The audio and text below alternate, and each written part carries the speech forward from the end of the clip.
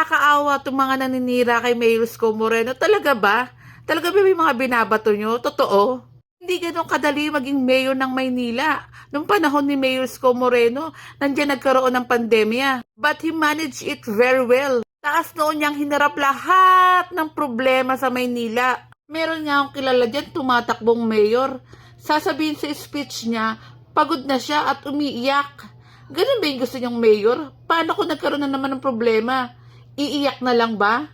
Pero kay Mayor Isko Moreno, no, napakalayo niya. Talagang hinarap ni Yorme taas noo ang problema sa Maynila.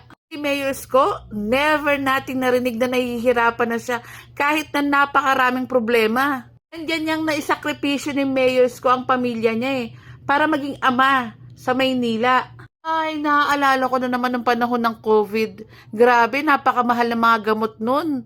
Saan kaya natin kukunin yun ng mga panahon na yun? Pero kay Yorme, may solusyon na agad.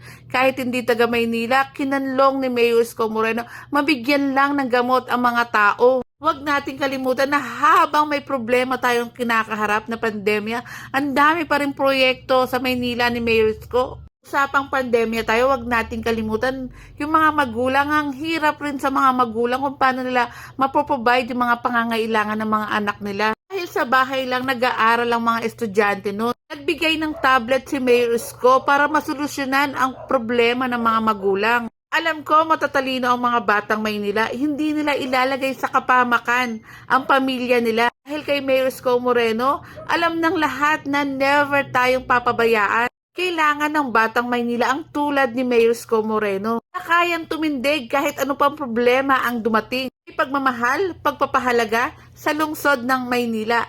Kaya sa darating na paghuhukom, let's make Manila great again.